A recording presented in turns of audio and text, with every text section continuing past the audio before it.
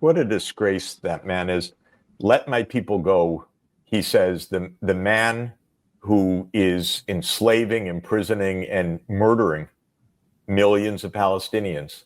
This is Murder Inc., and they're very proud of it. They're very proud of the technology. Jeffrey Sachs just exposed Benjamin Netanyahu's recent speech to the UN, calling that man a total disgrace, and in this clip getting into what that means for US policy at a time when many Americans are shifting away from the Israel first mentality. So let's get right into it. Please like the video and subscribe to the channel. Is Netanyahu in danger of losing his government and thus his job? And we can speculate as to what will happen to him if he loses his job as a result of an effort to engage in something towards peace without a total elimination of the Palestinian people. In other words, will Ben-Gvir and Smotrich and their colleagues leave the government?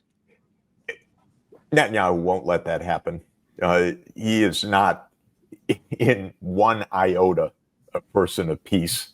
He's a man with blood on his hands. And he has absolutely no intention of losing his job.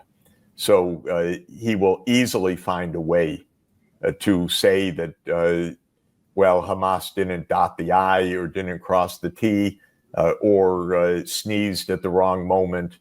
And this was a signal for more terrorism. He'll make up whatever he wants not to lose his extremist, murderous coalition that is dedicated above all to Israel's complete control over Gaza and the West Bank and East Jerusalem. In other words, to no possibility at all of a Palestinian state.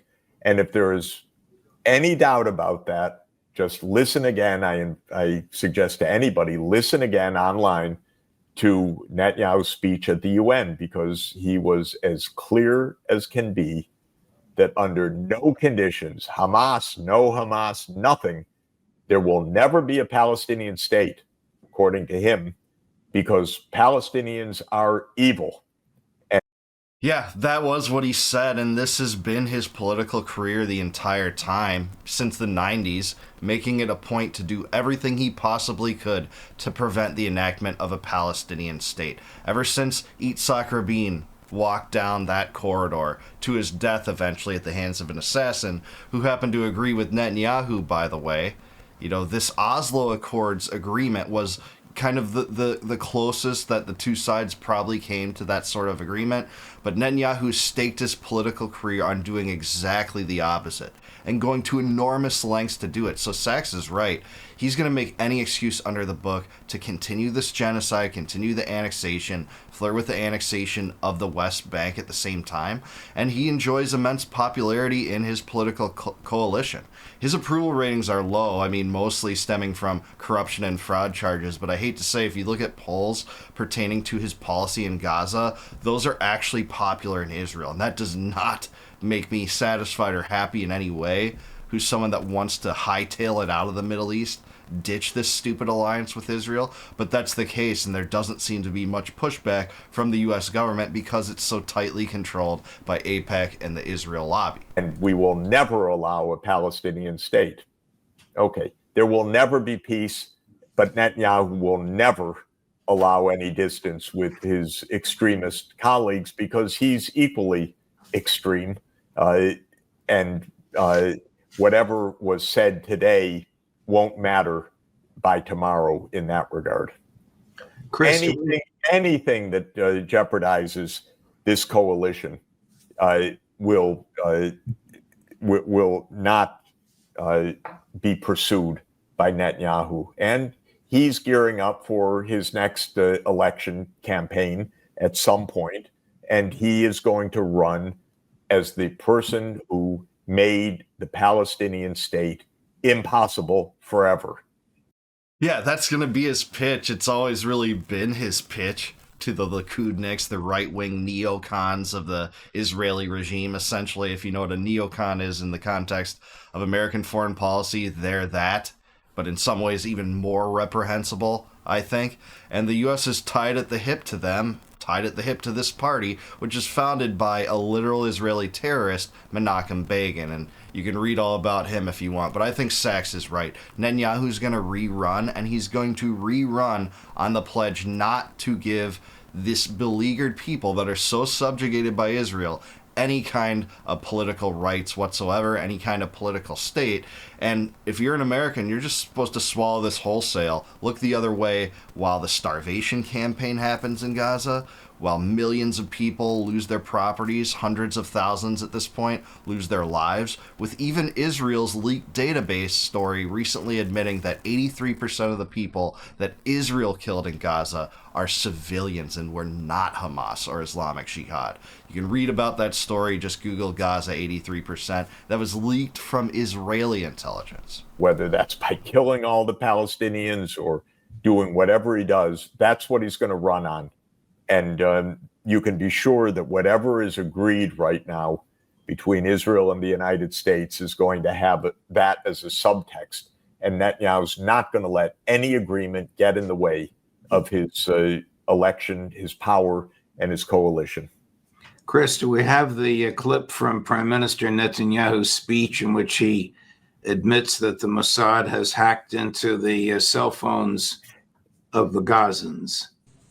They beheaded men.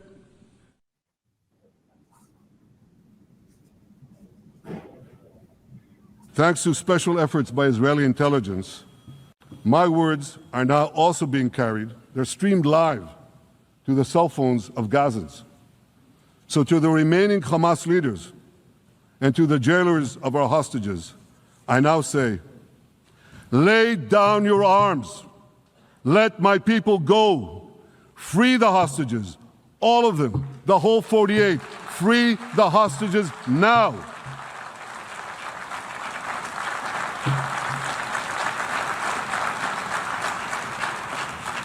If you do, you will live. If you don't, Israel will hunt you down. Unreal. Let my people go. And he is the Pharaoh of Israel, subjugating this poor beleaguered people, the multitudes, the 2 millions in Gaza. And he is saying, let my people go. And he doesn't want the hostages back. We know that.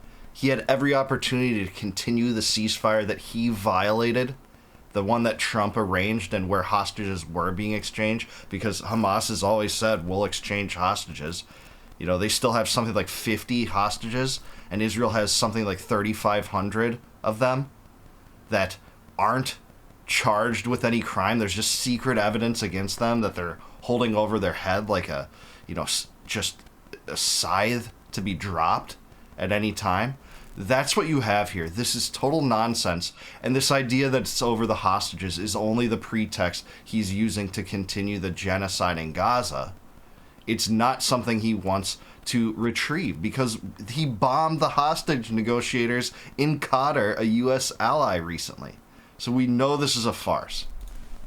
What a disgrace that man is. Let my people go, he says, the man who is enslaving, imprisoning, and murdering millions of Palestinians. He says, let my people go, referring to the 20 or so hostages, not to the millions of people who are being starved, brutalized, locked in their place, expropriated by him. It's such a perversity, but that is what we're seeing.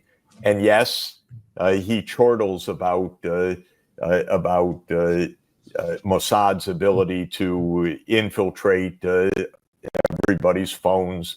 And of course, he carries on with the absolute childish delight in the booby-trapped pagers that maimed and killed lots of innocent people in Lebanon in this attack to try to assassinate the leaders of Hezbollah, and did so also by murdering women and children standing in shops and in stores and walking on the street and so forth through this booby trapping of devices. Well, this is Murder Inc., and they're very proud of it. They're very proud of the technology. They sure were. And remember the first response of Zionists when they heard about this attack? This pager attack against Hezbollah, how based it was.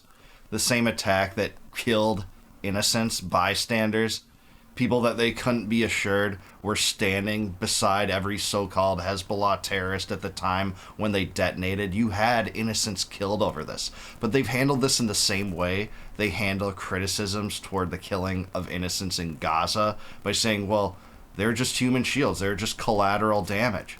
You know, we couldn't help but do that. There's no way around it. Well, again, in the United States, if you do this, if you kill someone and they are taking hostages and those hostages die, like this is a criminal that kidnaps people and takes them to this house or something, and then you drop the bomb on them knowing that that's the case, that's premeditated murder. You can't do that. It's not appropriate. It's not conducive to due process, any sort of dignity outside of that. And Israel just gets a pass for it from the ruling U.S. establishment, from the legacy media, from all the neocon Zionists that side with Israel at all costs, double down on this. You see people defending this still, and it's madness. It's less and less people. But Sachs is exactly right. They boast about killing their opponents and their rivals, their adversaries in the world at a time when Netanyahu is being accused of conducting a genocide in Gaza, where the ICC has a warrant for his arrest, and that's what he chooses to boast about in his UN speech. Truly an optics nightmare, but I'm glad that he puts himself in that stupid position, that hopefully this awakens more eyes to the evil and atrocities that this man has committed in the name of Judaism, trying to liken this to all of Judaism, by the way, and then wonders why there's more anti-Semitism coming when he doubles down on things like that and tries to make his regime in the likeness and representation of Judaism in general. At least that's what he seems to assert.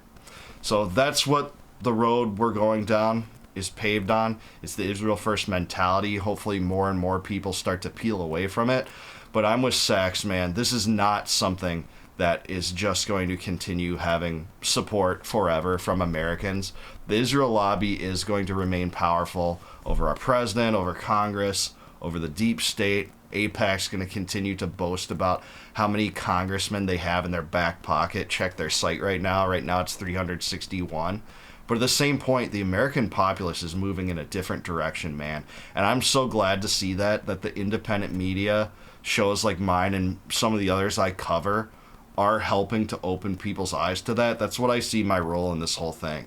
And I couldn't be happier to do what I can to save more lives lost there and more foreign policy debacles that put U.S. servicemen in danger for the sake of this foreign country that seems to have more influence over our government than our government has influence over it. And that is a true vile crime. Washington seems to be a Zionist-occupied zone, and I want the end of it. But I do want to hear from you. Is Jeffrey Sachs right about this speech? Is Netanyahu true evil in what he says about the Palestinians and what he says about the inability or the impossibility of a Palestinian state? Let me know in the comments down below. Please like the video, subscribe to the channel. Also subscribe to Judge Napolitano. Thank you for the awesome interview, Judge. And until I see you guys next time, no more war, no more debt, no more inflation, and no more empire. Peace out, guys. Catch you in the next one.